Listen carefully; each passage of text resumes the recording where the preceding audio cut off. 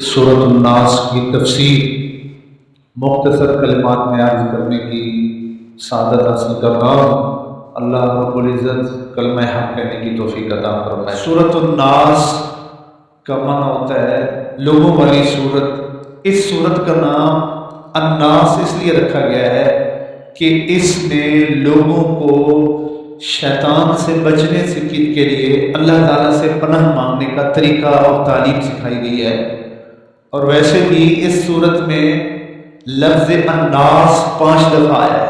حکمتیں بہت ساری ہیں کیونکہ حکیم کا کلام حکمت سے خالی نہیں ہوتا ہے۔ جو 5 کا عدد ہے اس کو 5 سے ملٹیپلائی کریں تو کیا آنسر آئے گا؟ 5 کو 5 سے ضرب دیں تو کیا جواب آئے گا؟ 25۔ اس سے آگے گھر جا کے کیلکولیٹ کر لینا۔ 25 کو 5 سے ضرب دیں، 25 کو 25 سے ضرب دیں، جو آنسر آئے پھر اس کو اسی میں ضرب دیں، جو آنسر آئے پھر اس کو اسی میں ضرب دیں۔ جتنا مرضی اوپر تک چلتے جائیں، جو بھی جواب اور آنسر آئے گا اس جواب میں 5 کا عدد ضرور موجود ہوگا۔ 5 کا موجود ہونے کا مطلب الناس 5 دفعہ آئے گا۔ لوگوں کا ذکر جس لفظ کے ساتھ اللہ نے سورۃ الناس میں 5 دفعہ فرمایا، لوگوں کو جس طرف سے بھی ضربے دو، مارو، تکلیفیں آئیں، مصیبتیں آئیں، شر فتنہ اٹھے تو لوگوں کے لیے پناہ گاہ، سکون کے لیے اور مصیبتوں سے بچنے کے لیے ایک ہی دامن ہے، وہ اللہ تعالیٰ کی ذات مبارک ہے۔ 5 یہ ایک بہت بڑی حکمت ہے جو میں نے آپ کے ساتھ۔ تو سورۃ الناس کا ناس لوگ نام رکھا گیا، اور اب ہم اس کی پہلی آیت کو دیکھتے ہیں۔ اس سورت کے اندر جو ہیں وہ 6 آیات ہیں۔ کتنی آیات ہیں؟ 6 آیات۔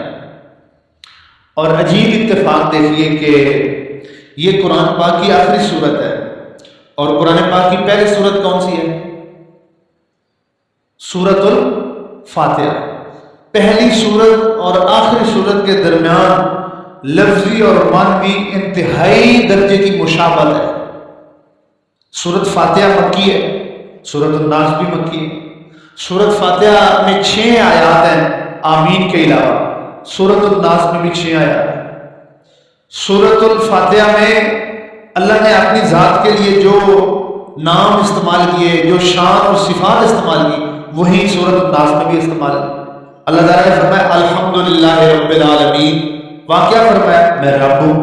ادھر کیا فرمایا؟ قل اعوذ برب الناس، وہاں رب العالمین یا رب الناس۔ دوسری ہے مالک یوم الدین، یہاں کیا فرمایا؟ مالک الناس، وہاں مالک یوم الدین، یہاں مالک الناس۔ وہاں فرمایا ایاک نعبد، عبادت معبود، یہاں فرمایا الہ الناس، لوگوں کا الہ معبود۔ وہاں فرمایا ایاک نعبد و ایاک نستعین، اور ہم تجھی سے استعانت مانگتے ہیں، مدد مانگتے ہیں۔ اور یہاں پر کیا فرمایا؟ اعوذ، ہم تجھی سے پناہ مانگتے ہیں۔ وہاں پر فرمایا اہدنا الصراط المستقیم، ہمیں سیدھے راستے پر چلا، ان لوگوں کے راستے پر جن پر تو نے انعام کیا۔ یہاں پر فرمایا من شر الوسواس الخناس الذی یوسوس فی صدور الناس من الجنۃ والناس، ہمیں پناہ عطا فرما وسوسہ ڈالنے والے شیطان کے شر سے، چاہے وہ جنوں میں سے ہے چاہے وہ انسانوں میں سے ہے۔ تو مطابقت دیکھیے، یہ ایسے نہیں کوئی اتفاقی بات ہے۔ اللہ کے کلام میں ہزاروں لامتناہی اسرار اور رموز ہیں جو اس میں غور و فکر کرنے والوں پر اللہ تعالیٰ اپنے دروازوں کو کھولتا ہے اور وہ ان کو عطا فرماتا ہے۔ آپ دیکھیے سورۃ الناس کی پہلی آیت ہے قل اعوذ برب الناس، قل کہہ دو، فرما دو، اعوذ میں پناہ مانگتا ہوں، برب الناس لوگوں کے پالنے والے کی، لوگوں کے رب کی۔ اس سورت کا پہلا لفظ کیا ہے؟ قل۔ پہلا لفظ کیا ہے؟ قل۔ قرآن پاک اور قل کا معنی کیا ہے؟ کہہ دو، فرما دو، اعلان کر دو، بتا دو، جو بھی ترجمہ کرو، مترادفات میں سے ہے، ملتا جلتا ہے۔ پورے قرآن میں لفظ قل 232 مرتبہ آیا ہے۔ پورے قرآن میں لفظ قل کتنی دفعہ آیا؟ 232 دفعہ۔ اور یاد رکھیں پورے قرآن میں جہاں جہاں قل آتا ہے، کہہ دو، فرما دو، اعلان کر دو، اس میں مخاطب جو اول مخاطب ہے وہ رسول مکرم صلی اللہ علیہ وسلم کی ذات مبارک ہوتی ہے. اللہ حضور کو فرما رہا ہے سوائے 4 موقعوں پر. بڑی دلچسپ بات ہے قرآن کا شوق رکھنے والوں کے لیے. 232 مرتبہ قرآن میں کل آیا ہے اور ہر دفعہ جہاں بھی قرآن میں کل آتا ہے سب سے پہلا مخاطب حضور کی ذات ہوتی ہے, پھر دوسرے نمبر پر امت جو ہے مخاطب ہوتی ہے. سوائے 4 موقعوں پر, ان 4 موقعوں پر حضور مخاطب نہیں ہے. ان 4 موقعوں پر حضور مخاطب نہیں. ان 4 میں سے 3 موقعوں پر نبی مخاطب ہے اور ایک موقع پر امت سے اللہ ڈائریکٹ خطاب کر رہا ہے. توجہ, ان 4 میں سے پہلے 2 جو اللہ تعالیٰ ارشاد فرماتا ہے فَقُلِ الْحَمْدُ لِلَّهِ الَّذِي نَجَّانَا مِنَ الْقَوْمِ الظَّالِمِينَ. اس میں قل اللہ نے نوح علیہ السلام سے کہا. نمبر 2 وَقُلْ رَبِّ أَنزِلْنِي مُنزَلًا مُبَارَكًا وَأَنْتَ خَيْرُ الْمُنزِلِينَ. اس میں اللہ تعالیٰ نے خطاب حضرت نوح علیہ السلام سے کیا. یہ 2 دعائیں ہیں جو اللہ نے حکم دیا نوح علیہ السلام کو کہ آپ یہ کہو. نوح علیہ السلام نے وہ کہی. تیسرا فَقُلْ هَلْ لَكَ إِلَىٰ أَن تَزَكَّىٰ. اس آیت میں قل جو اللہ فرما رہا ہے وہ حضرت موسیٰ علیہ السلام سے کہا جا رہا ہے. 2 مقامات پر نوح علیہ السلام سے قل کہا, ایک مقامات پر حضرت موسیٰ علیہ السلام سے قل کہا. پیچھے کتنے بچے بولو گے, کتنے بچے؟ ایک. وہ ایک مقام جس پر اللہ نے ڈائریکٹ امت کو قل کہا ہے, ورنہ 232 میں سے 4 نکالو تو پیچھے 228 رہ گئے. 228 اللہ نے جو قرآن میں قل کہا ہے وہ حضور کو مخاطب کیا, پھر حضور کے وسیلے سے امت کو مخاطب کیا. قرآن میں ایک مقام ایسا ہے جہاں ڈائریکٹ اللہ امت کو مخاطب کر رہا ہے. ذرا لطف دیکھیے وہ مقام کون سا ہے. اللہ فرماتا ہے وَقُلْ لَهُمَا قَوْلًا كَرِيمًا. اے امت محمدی کے کلمہ پڑھنے والے فرد, اپنے بوڑھے ماں باپ سے جب بھی تو بات کرے تو بڑی نرمی اور شفقت بھرے لہجے میں بات کرنی ہے. یہاں پر قل حضور کو نہیں کہا کیونکہ جب یہ آیت اور قرآن آئی تھی, آپ حضور کی بایوگرافی دیکھیے, حضور کی سیرت اور زندگی دیکھیے. حضور صلی اللہ علیہ وسلم کے پیدا ہونے سے پہلے ہی آپ کے والد فوت ہو گئے.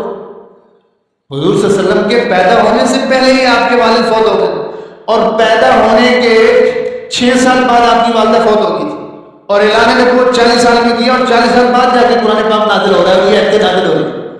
تو اللہ اپنے نبی کو تو کہہ ہی نہیں رہا کہ تم اپنے والدین کو اچھی بات کہو, کیونکہ حضور کے تو والدین حیات ہی نہیں ہیں, وہ تو دنیا میں موجود ہی نہیں ہے, بنفس نفیس جسم کے ساتھ تو موجود ہی نہیں. تو قل کہو لہما ان دونوں کو قولاً کریما, جب بھی کوئی بات ان دونوں سے کرنی ہو یعنی ماں باپ سے تو آپ نے اچھے انداز میں کرنی ہے, کریم نرم لہجے میں, شفقت اخلاق دھیمے اور سخت لہجے میں جو ہے وہ نہیں کرنی, دھیمے لہجے میں بات کرنی ہے.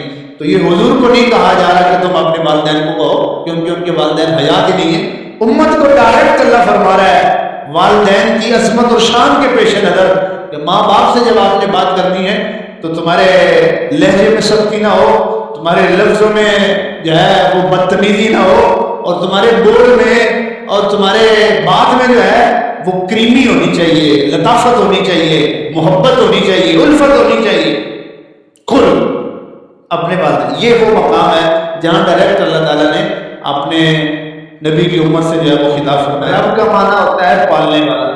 رب کا معنی کیا ہے؟ پالنے والا. دنیا میں بھی چھوٹے موٹے پالنے والے ہیں لیکن حقیقی پالنے والا صرف اللہ ہے. قرآن میں 2 ہستیوں کو رب کہا گیا ہے اللہ کے علاوہ. قرآن میں 2 بندوں کو اللہ کے علاوہ رب کہا گیا ہے, پالنے والا کہا گیا. ایک ماں باپ کو قل رب ارحمہما کما ربیانی صغیرا, اور ایک بادشاہ کو عزیز مصر کو یوسف علیہ السلام نے رب کہہ کے مخاطب کیا, کیونکہ رب بھی جو بادشاہ ہوتا ہے اپنے رعایا کو پالتا ہے, جو ماں باپ ہوتا ہے وہ اپنی اولاد کو پالتا ہے. لیکن یہ ماں باپ یا یہ بادشاہ یا یہ دنیا کے پالنے والے چھوٹے چھوٹے یہ مجازی ہیں, حقیقی پالنے والا وہ ہے. ان کو مجازی طور پہ ان کے اوپر رب کا لفظ بولا گیا. فرق کیا ہے حقیقی اور مجازی میں؟ یہ والدین، یہ بادشاہ، یہ بڑے جو پالنے والے ہیں چھوٹے، یہ کسی سے لے کے آگے پالتے ہیں، ان کا اپنا ذاتی کچھ بھی نہیں ہے، یہ رب سے لے کے پالتے ہیں، اور رب کسی سے لے کے مخلوق کو نہیں پالتا ہے۔ یہ فرق ہے ایک۔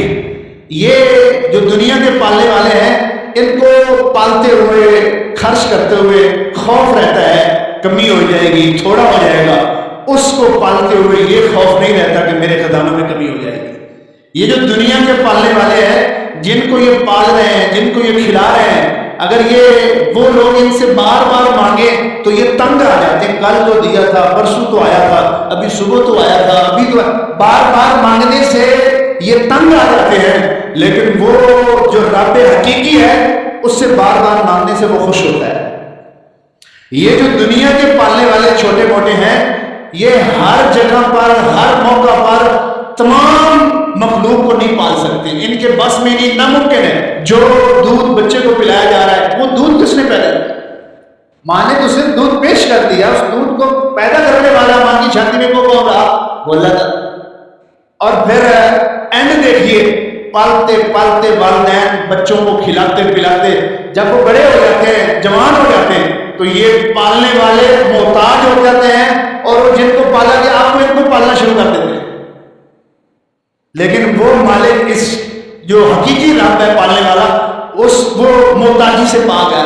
وہ ہر حال میں تمام مخلوق کو ازل سے ابد تک پال رہا ہے، پالتا رہے گا، کوئی کمی نہیں آئے گی، اس کو اپنے پالنے میں کسی کی محتاجی نہیں ہوگی، اس کو کوئی نہیں دے رہا، کوئی نہیں پال رہا، وہ سب کو دے رہا ہے اور سب کو پال رہا ہے۔ یہ فرق ہے حقیقی پالنے والے میں اور مجازی پالنے والے میں، حقیقی رب میں اور مجازی رب میں یہ تھوڑا سا فرق ہے۔ اللہ فرماتا ہے، کہو اعوذ، میں پناہ مانگتا ہوں، برب الناس، لوگوں کے رب کی، نمبر 1۔ نمبر 2، ملک الناس، جو لوگوں کا بادشاہ ہے۔ ملک بادشاہ کو کہتے ہیں۔ ملک کسے کہتے ہیں؟ عربی کی بات کر رہا ہوں، آپ نے اپنی پنجابی یا اپنے کلچر یا اپنے معاشرے میں ان لفظوں کو نہیں لینا۔ ملک لام کے کسرہ کے ساتھ، لام کے نیچے زیر ڈالیں، ملک، اس کا معنی کیا ہے؟ بادشاہ۔ ملک لام کے نیچے زیر ہو تو اس کا معنی کیا ہے؟ بادشاہ۔ اور لام کے اوپر آپ زبر ڈال دیں، ملک، اس کا معنی فرشتہ۔ قرآن کی زبان، عربی کی زبان، ہمارے یہاں تو ملک صاحب اور وہ بھی کہتے رہتے ہیں۔ میں قرآن اور عربی کی بات کر رہا ہوں۔ عربی میں قرآن کی زبان میں لام کے نیچے زیر ڈالیں ملک، بادشاہ، اور لام کے اوپر زبر ڈالیں ملک، جس کی جمع ملائکہ، فرشتے کو کہتے ہیں۔ تو ملک الناس، لوگوں کا بادشاہ ہے، الہ الناس، جو لوگوں کا معبود ہے۔ 3 صفتیں اللہ نے اپنی ذکر کی، رب الناس، لوگوں کا پالنے والا، ملک الناس، لوگوں کا بادشاہ، الہ الناس، لوگوں کا معبود۔ ملک الناس، لوگوں کا بادشاہ، لوگوں کا مالک، لوگوں کے سیاہ سفید، غلط صحیح، ان زندگیوں کا مالک کون ہے؟ اللہ۔ جو کہتے ہیں ہماری زندگی اور ہماری مرضی، سورۃ ناس ہی پڑھ لی ہوتی، لیکن کیا ان کو ان چیزوں سے کیا گھر؟ اللہ تعالیٰ ہدایت نصیب فرمائے۔ اے نبی کہہ دو، اعوذ، میں پناہ مانگتا ہوں، برب الناس، ملک الناس، الہ الناس۔ کتنا پاورفل ہے جس کی پناہ کے لیے درخواست پیش کی جا رہی ہے۔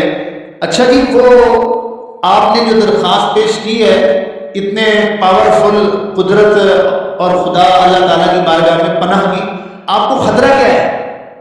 آپ کو پریشانی کیا ہے؟ آپ کس چیز سے پروٹیکشن چاہیے؟ آپ کو کس چیز سے بچ رہے ہیں؟ آپ کو کس سے نقصان کا اندیشہ ہے؟ خوف کیا ہے؟ من شر الوسواس الخناس الذی یؤتی۔ باقی تینوں آیتیں وہ خوف بتا رہی ہیں، وہ خطرہ بتا رہی ہیں، وہ جس سے بچنا ہے اس کو ایکسپلین کر رہی ہیں۔ من شر، شر سے پناہ چاہیے۔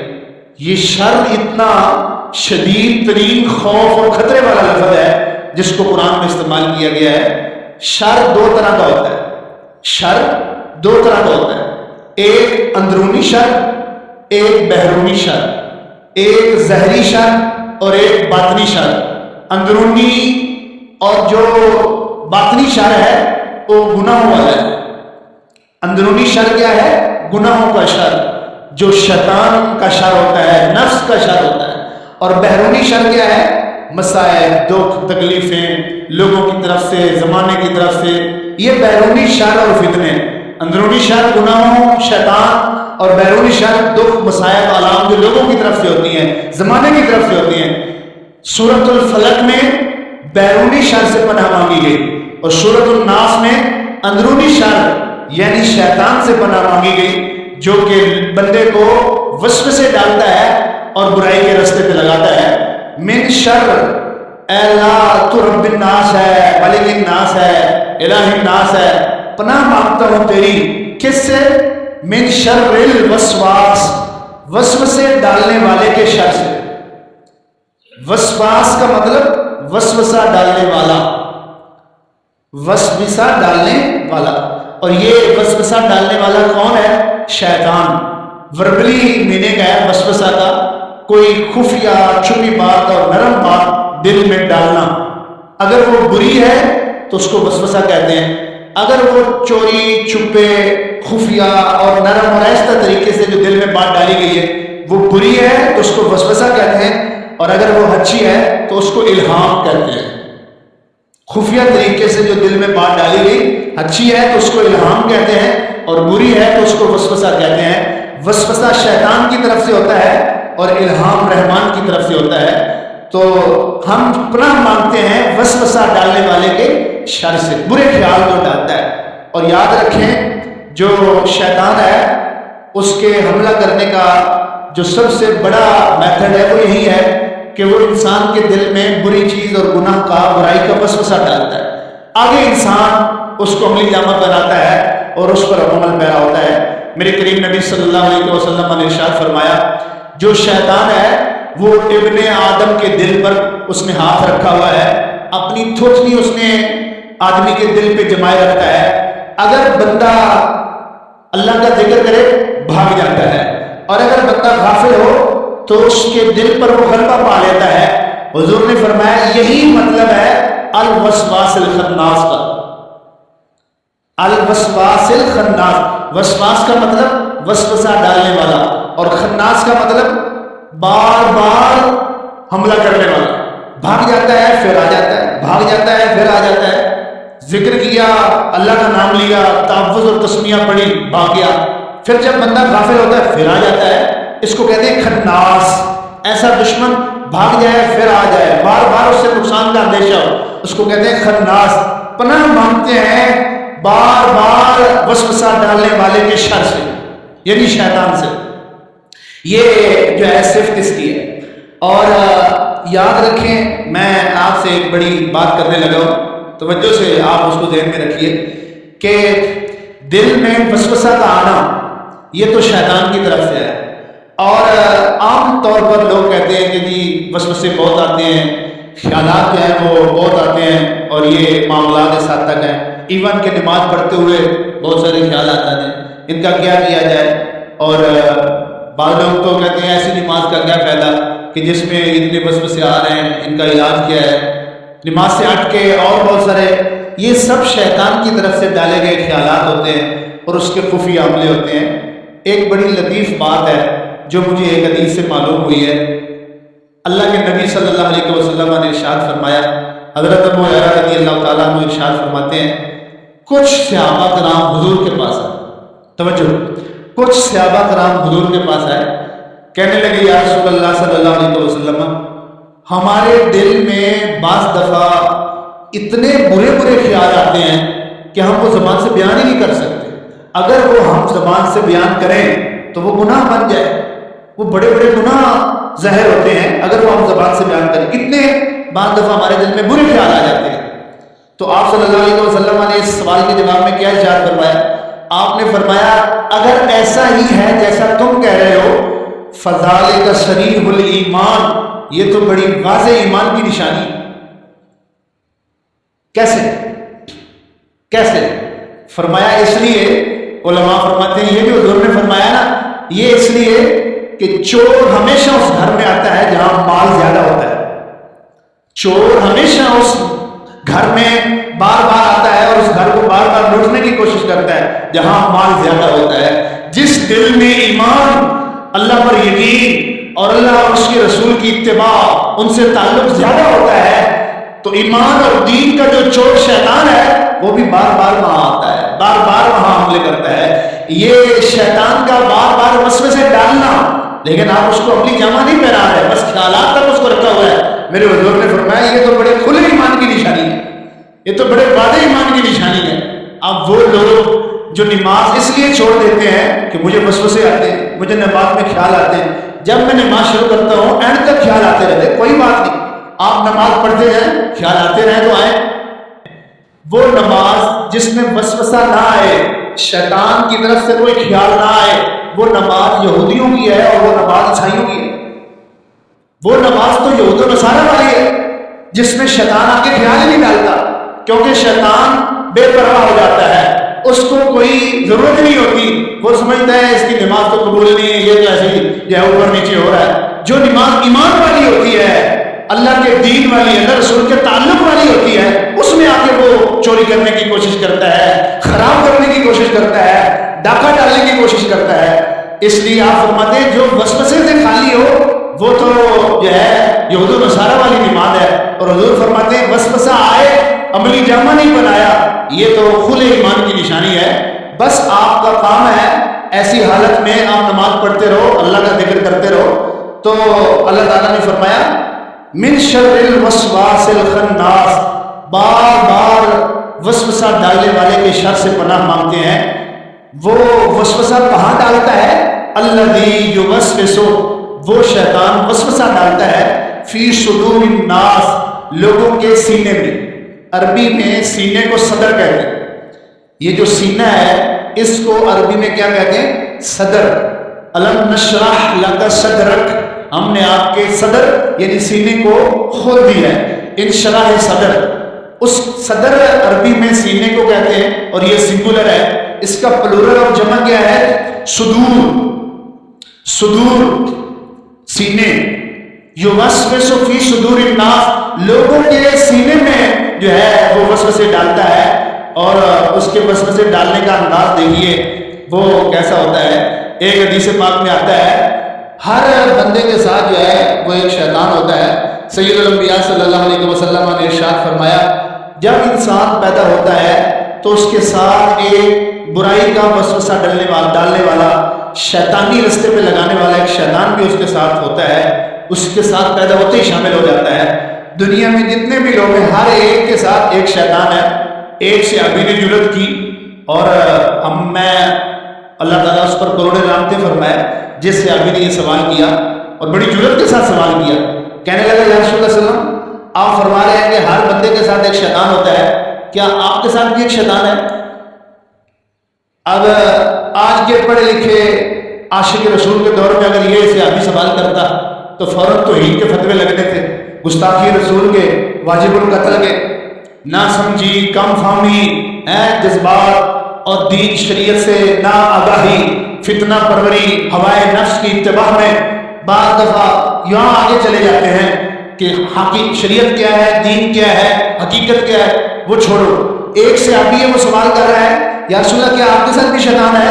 میرے حضور صلی اللہ علیہ وسلم نے مسکرا کے جواب دیا فقال نعم، ہاں میرے ساتھ بھی ایک شیطان تھا، میرے ساتھ بھی ایک شیطان تھا، لیکن ان اللہ اعاننی فاسلم، اللہ نے میری مدد فرمائی، میں نے اس کو مسلمان کر لیا، اللہ کے فضل و کرم سے میں نے اس کو مسلمان کر لیا ہے۔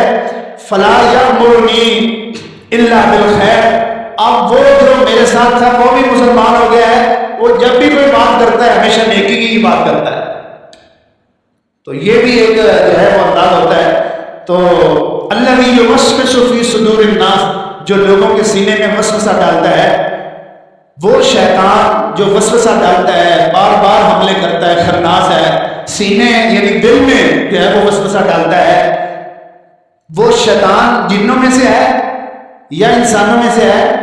کیا یہ کام کرنے والے جو شیاطین ہوتے ہیں وہ صرف جنوں میں سے ہوتے ہیں یا صرف انسانوں میں سے ہوتے ہیں، یا جنوں میں سے اور انسانوں میں سے؟ تو اللہ تعالیٰ نے آخری آیت میں ارشاد فرمایا اس سوال کے جواب میں من الجنۃ والناس، وہ جو دلوں میں وسوسہ ڈالتا ہے برائی کا، بار بار حملہ کرتا ہے شر کا، وہ جنوں میں سے بھی ہوتے ہیں اور انسانوں میں سے بھی ہوتے ہیں۔ من الجنۃ والناس، شیاطین جنوں میں سے بھی ہوتے ہیں اور شیاطین انسانوں میں سے بھی ہوتے ہیں۔ یاد رکھیں، شیطان جس طرح جنوں میں سے ہوتے ہیں، اسی طرح انسانی شکل میں انسانوں کی روح میں بھی شیاطین ہوتے ہیں، اور وہ بھی اسی طرح کا شر اور فتنہ اور فساد اور بربادی پھیلاتے ہیں جس طرح کہ وہ جنوں والا جو ہے وہ شیطان جو ہے وہ پھیلاتا ہے۔ اللہ تعالیٰ قرآن پاک میں ارشاد فرماتا ہے وَكَذَلِكَ جَعَلْنَا لِكُلِّ نَبِيٍّ عَدُوًّا مِنْ شَيَاطِينِ الْإِنْسِ، ہر نبی کے مخالف جو ہوتے تھے ان میں سے انسانوں میں بھی ہوتے تھے جو ان کے خلاف ہوتے تھے، اور انسانوں میں سے نبی کے خلاف جو ہوتا تھا وہ شیاطین ہوتے تھے۔ اللہ نے انسان پر جو ہے وہ شیطان کا لفظ بولا۔ حضرت ابو ذر غفاری رضی اللہ تعالیٰ عنہ ارشاد فرماتے ہیں، میں مسجد نبی شریف میں آیا، اور جب میں مسجد میں آ کے حضور کی مجلس میں بیٹھا تو حضور نے مجھے ایک نصیحت فرمائی۔ آپ نے فرمایا یا ابا ذر تعوذ باللہ من شر شیاطین الانس والجن، اے ابا ذر ہمیشہ جنوں اور انسانوں میں سے جو شیاطین ہیں ان سے پناہ مانگتے رہا کرو اللہ کی۔ میں نے عرض کیا یا رسول اللہ کیا انسانوں میں بھی شیطان ہوتے ہیں؟ کوئی ایسا انسان ہو جو شیطان ہو؟ تو حضور نے فرمایا فقال نعم، ہاں انسانوں میں بھی شیطان ہوتے ہیں۔ آپ دیکھیں ایک دشمن ایسا ہے جو کبھی کبھی آپ کو نقصان پہنچاتا ہے، زندگی میں ایک دفعہ اس نے آپ کو کوئی نقصان پہنچایا یا آپ کو خطرہ ہوتا ہے، یہ تو کبھی کبھی نقصان پہنچاتا ہے۔ لیکن اگر کوئی ایسا دشمن ہو جس سے آپ کو یہ خطرہ لاحق ہو کہ یہ تو کسی بھی وقت مجھے نقصان پہنچا سکتا ہے، بار بار مجھے نقصان پہنچا سکتا ہے، یہ خناس ہے، جیسا میں نے آپ کو سورت میں بتایا، ایسا دشمن جو بار بار نقصان پہنچائے، کسی بھی لمحے کسی بھی وقت وہ نقصان پہنچا سکتا ہے، اس کو سورت الناس میں کیا کہا گیا؟ خناس۔ مجھے بتاؤ جو اتنا زیادہ خطرناک اور خوفناک دشمن ہے جو کسی بھی وقت آپ کو نقصان پہنچا سکتا ہے، اور پھر پاورفل کتنا ہے ذرا یہ بھی دیکھیے، پاورفل کتنا ہے، قریب کتنا ہے، قریب کتنا ہے آپ کے کہ کسی بھی لمحے وہ اپنا وار کر سکتا ہے۔ میرے کریم نبی صلی اللہ علیہ وسلم نے ارشاد فرمایا کہ ان الشیطان یجری من الانسان مجری الدم، جو شیطان ہے وہ انسان کے جسم میں اس طرح سرایت کر جاتا ہے، اس طرح داخل ہو جاتا ہے، اس طرح رچ بس جاتا ہے جیسا کہ انسان کے اندر جو ہے وہ خون اور بلڈ ہوتا ہے۔ آپ مجھے بتائیے کہ جو خون ہے وہ انسان کے جسم کے کس کس حصے میں نہیں پہنچتا؟ ہر سیل تک خون پہنچ رہا ہوتا ہے، اس کے اندر یہ بھی وصف ہے کہ وہ خناس ہے۔ آپ مجھے بتائیے آپ اسے بچ سکتے ہیں؟ آپ اسے بچ سکتے ہیں کہ اتنا قریب ہے؟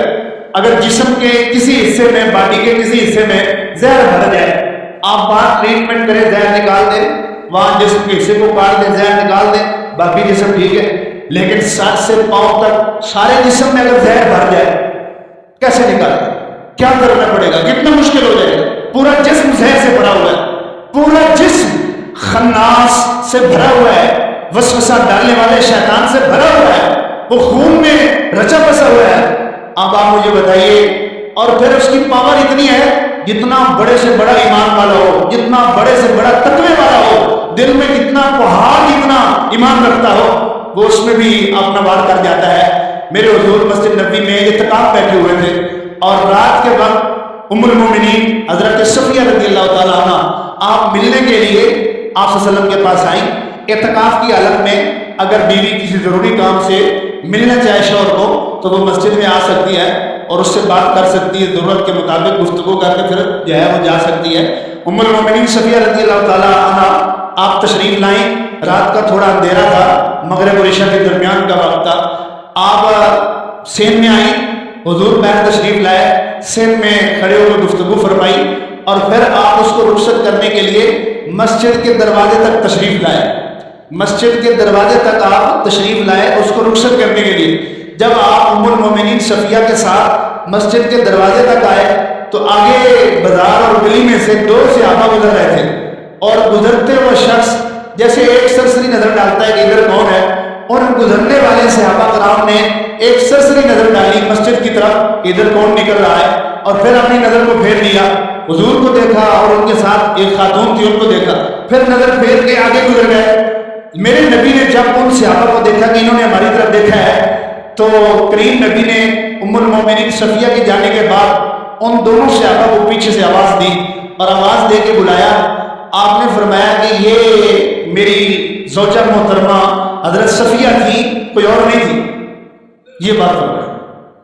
صحابہ شرمندہ ہوئے، شرمسار ہوئے، کہنے لگے سبحان اللہ یا رسول اللہ، ہمارے دل میں تو کوئی ایسی بات نہیں تھی۔ آپ نے فرمایا نہیں، میں نے اس لیے تصفیہ نہیں کیا، اس لیے میں نے وضاحت نہیں دی، اس لیے میں نے یہ جملہ نہیں بولا کہ تمہارے دل میں کوئی بات تھی اس بارے میں نے یہ بات اس لیے کی ہے، یہ بات اس لیے کی ہے کہ بے شک شیطان جو ہے وہ انسان کے جسم میں اس طرح سرایت کر جاتا ہے، جس طرح اس کے جسم میں بلڈ ہوتا ہے وہ ہر سیل تک پہنچا ہوا ہوتا ہے، اور وہ کسی بھی وقت شیطان اس کو بدگمانی پر ابھار سکتا ہے۔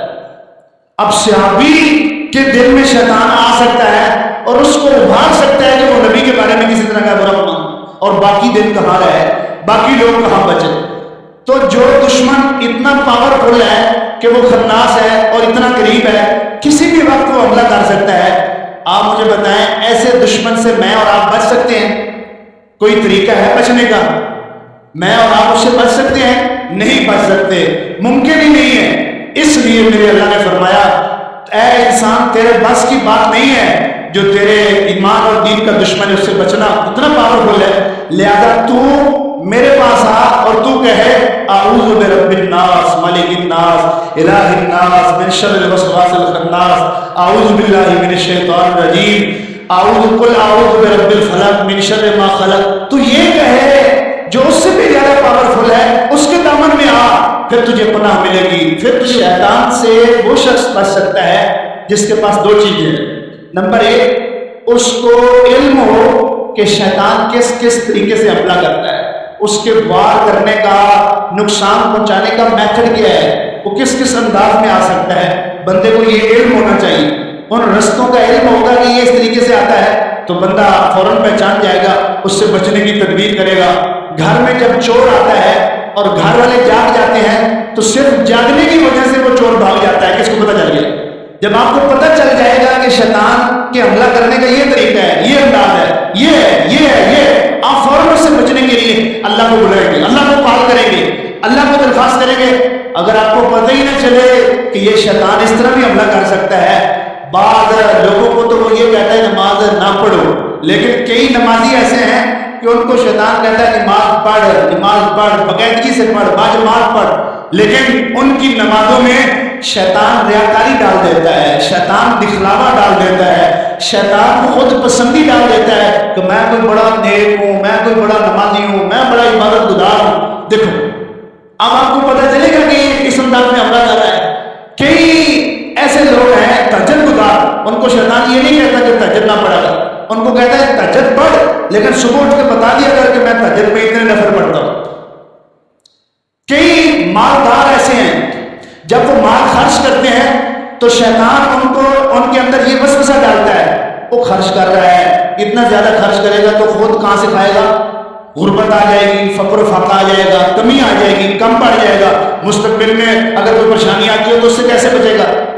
اور جب وہی شخص فحش، بے حیائی، نافرمانی اور شیطانی کاموں پر خرچ کر رہا ہوتا ہے تو شیطان اس کے پاس آتا ہے، خرچ کر۔ دیکھو نا خرچ کرنے والے کی قرآن میں کتنی فضیلت آئی ہے، سخی بندہ اللہ کو بڑا پیارا ہے، سخی بندہ رسول اللہ صلی اللہ علیہ وسلم کو بڑا پسند ہے۔ شیطانی کاموں پر اس کو سخاوت یاد دلاتا ہے اور نیکی کے کاموں پر اس کو فقر اور غربت کا حملہ کر کے اس پر جو ہے وہ حملہ کرتا ہے۔ جب آپ کو شیطان کے حملوں کا پتہ ہوگا آپ اس سے بچنے کی کوشش کریں گے۔ ایک طریقہ یہ ہے اس سے بچنے کا کہ آپ کوشش کریں جانیں وہ کس کس انداز میں حملہ کرتا ہے، اور دوسرا یاد رکھیں، دوسرا اسی سے ریلیٹڈ ہے کہ آپ کو پتہ کیسے چلے گا کہ شیطان کے حملہ کرنے کا طریقہ کیا ہے۔ آپ یاد رکھیں شیطان ایسا دشمن ہے، جب سے انسان کو پیدا کیا اس کے ساتھ شیطان کو اس کا دشمن بنا دیا، اور جو بھی ڈیوائس ہوتی ہے، مشین ہوتی ہے، جو اس کا بنانے والا ہوتا ہے وہ اس کے ساتھ ایک یوزر بک جو ہے مینول گائیڈ بھیجتا ہے جس میں لکھا ہوتا ہے اس طرح اس کے استعمالات اور اس کے نقصانات اور اس کے فوائد، اس طرح استعمال کرو گے یہ نقصان ہوں گے، اس طرح استعمال کرو گے یہ فوائد ہوں گے۔ میرے کریم نبی نے، میرے کریم رب نے دنیا میں انسان کی ڈیوائس اور مشین کو پیدا کر کے اس کا مخالف زیر دشمن انسان کو پیدا کر کے ساتھ ایک یوزر گائیڈ اتاری ہے، ساتھ ایک گائیڈ بک دی ہے جس کا نام قرآن پاک ہے، جس کا نام کتاب اللہ ہے۔ اس کو پڑھو، اس کو سمجھو، اس کے اندر سارا لکھا ہوا ہے کہ اس کے حملہ کرنے کا انداز کیا ہے اور اس سے بچنے کا طریقہ کیا ہے۔ اللہ تعالیٰ ہم سب کو سمجھنے